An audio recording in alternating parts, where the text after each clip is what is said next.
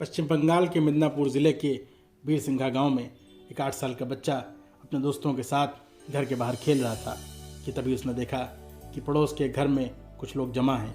बच्चा वहां पहुंचा तो देखता है कि उसका एक पड़ोसी बहुत दयनीय स्थिति में किसी गंभीर बीमारी की अवस्था में पड़ा हुआ है।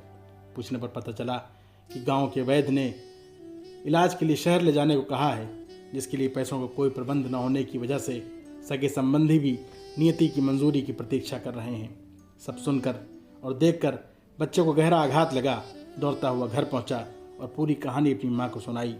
माँ भी सुनकर बहुत दुखी हुई और घर के अंदर से आभूषण की एक पोटली निकालकर बेटे को देते हुए बोली, कहा कि बेटा, पैसे तो मेरे पास भी नहीं हैं, पर हाँ, ये आभूषण हैं, इनको जाके लाला सुनार के यहाँ गिरवी रखवा दे और इन पैसों से उसके इलाज का प्रबंध करवा। पुत्र ने बड़े आश्चर्य से पूछा, माँ, ये आभूषण तो तुम्हारी माँ ने तुमको दिए हैं और ये तुमको पसंद भी बहुत हैं, इन्हें तुम कैसे किसी को दे सकती हो?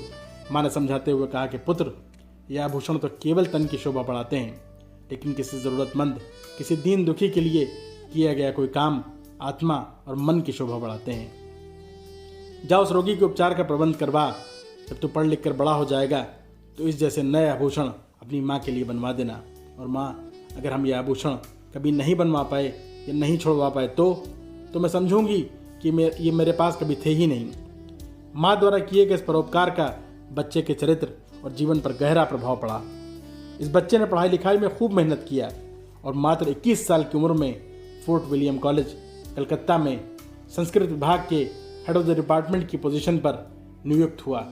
इतिहास में इस विद्वान का नाम सुनहरे अक्षरों में ईश्वर चंद्र विद्यासागर के रूप में लिखा गया। ईश्वर चंद्र अपनी पहली कमाई के साथ अपनी माँ के लिए नया आभूषण लेके पहुँचे और कहा कि माँ, आज तेरा कर्ज पूरा हुआ। माँ भी ईश्वर चंद्र की माँ थी।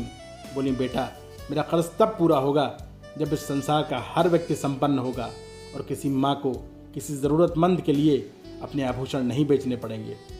तब ईश्वर चंद्र ने अपनी माँ को वचन दिया कि माँ, मेरा पूरा जीवन ज़रूरतमंदों के लिए समर्पित होगा और इस वचन को जीवन भर निभाते रहे। विद्यार्थी जीवन में भी अनेकों विद्यार्थियों की सहायता किया और सामर्थ्य होने पर सैकड़ों निसहाय विधवाओं और अनेकों व्यक्तियों को आर्थिक और सामाजिक रूप से उभारते रहे। ईश्वर चंद्र बाल विवाह के घोर विरोधी और विधवा पुनर्विवाह और नारी शिक्षा के प्रबल समर्थक थे। उनके अथक प्रयासों से कलकत्ता और दूसरे स्थानों पर 35 बालिका विद्यालयों की स्थापना हुई। विधवा पुनर्विवाह के लिए सबके साथ मिलकर एक लोकमत तैयार किया और उनके अथक प्रयासों से 1856 में तत्कालीन अंग्रेजी सरकार को विधवा पुनर्विवाह यानी विडो मैरिज एक्ट कानून पारित करना पड़ा। ईश्वर चंद्र विद्यासागर ने अपने इकलौते पुत्र का विवाह एक विधवा से करवाया।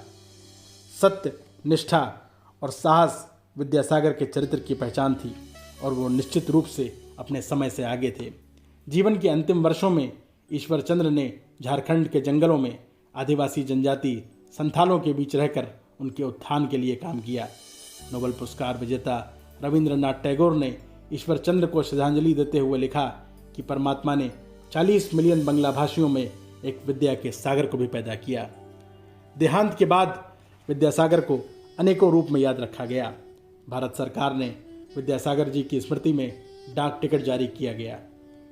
विद्यासागर मेला, विद्यासागर महाविद्यालय, विद्यासागर विश्वविद्यालय, मार्ग, स्टेडियम, हॉस्टल और रेलवे स्टेशन स्थापित किए गए।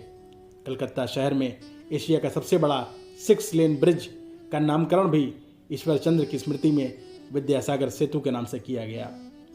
दोस्तों, हमारे घर हमारे बच्चों के पहले स्कूल हैं और माता पिता बच्चे के पहले टीचर होते हैं।